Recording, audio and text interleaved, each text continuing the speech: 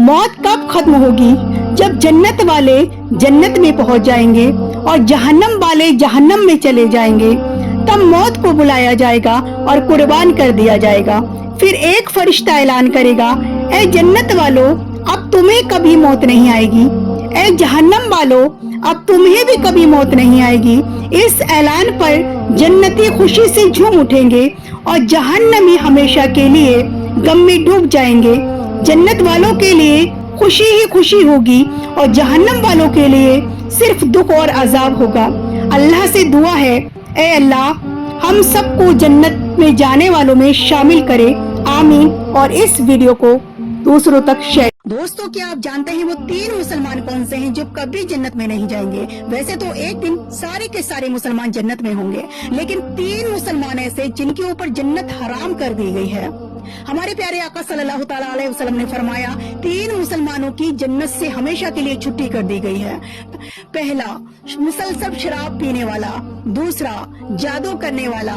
तीसरा, माँ बाप के साथ बदसलूकी करने वाला। आज हम शैतान के बारे में बात करेंगे। शैतान को तकब्बुर कहां से कहां गिरा दिया। तारीख गवाह है, 80,000 साल तक फरिश्तों का साथी रहा, 40,000 साल तक जन्नत का खजांची रहा, 30,000 साल तक मकरबीन का सरदार रहा, 14,000 साल तक अर्श का तवाफ करता रहा। पहले आसमान पर इसका नाम आबिद था, दूसरे आसमान पर इसका नाम जाहिद था, तीसरे आसमान पर इसका नाम आरिफ था, चौथे आसमान पर इसका नाम वली था, 5वें आसमान पर इसका नाम तकी था, 6ठे आसमान पर इसका नाम खादिम था, 7वें आसमान पर इसका नाम इज़ाज़ील था और अब कयामत तक इसका नाम इब्लीस है। गुरूर और तकब्बुर ने क्या से क्या बना दिया। निकाह करने के 5 फायदे। पहला, निकाह करने से आपका ईमान मुकम्मल हो जाता है। दूसरा, निकाह करने के बाद अल्लाह ताला की तरफ से आपके रिस्क में इजाफा हो जाता है। तीसरा, निकाह आपको बहुत सारे गुनाहों से बचाता है।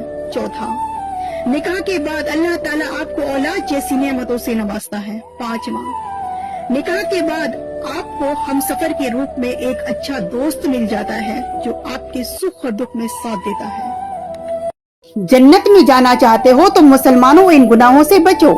नंबर 1, दूसरों के घर में झांकना। एक शख्स मोहम्मद रसूलुल्लाह सल्लल्लाहु ताला अलैहि वसल्लम के घर में झांकने लगा तो आपने फरमाया, अगर मैं तुझे झांकते हुए देखता तो तेरी आंखें फोड़ देता। नंबर 2, झूठ बोलने की सजा। आप मोहम्मद रसूलुल्लाह सल्लल्लाहु ताला अलैहि वसल्लम ने फरमाया, तुम सच बोलने के पाबंद रहो क्योंकि सच बोलना तुमको जन्नत में ले जाएगा। नंबर 3, झूठी गवाही देना। जब कोई झूठी गवाही देता है तो अर्श कांप जाता है और अर्श के फरिश्ते उस पर लानत भेजते हैं। नंबर 4, किसी की जमीन दबा लेना। अगर नाहक जबरदस्ती से किसी की जमीन दबाएगा तो कयामत के दिन 7 जमीन में उसे धंसा दिया जाएगा। नंबर 5, वादा पूरा ना करना अल्लाह को पसंद नहीं है।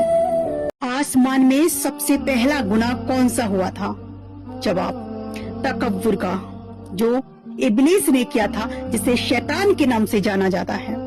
आखिर इसको तकब्बुर किस बात का था? तारीख गवाह है, 80,000 साल तक फरिश्तों का साथी रहा, 40,000 साल तक जन्नत का खजांची रहा, 30,000 साल तक मकरबीन का सरदार रहा, 14,000 साल तक अर्श का तवाफ करता रहा। पहले आसमान पर इसका नाम आबिद था, दूसरे आसमान पर इसका नाम जाहिद था, तीसरे आसमान पर इसका नाम आरिफ था और चौथे आसमान पर इसका नाम वली था, 5वें आसमान पर तकी था और 6ठे आसमान पर इसका नाम खाजिम था, 7वें आसमान पर इज़ाज़ील था और अब कयामत तक इसका नाम इब्लीस है।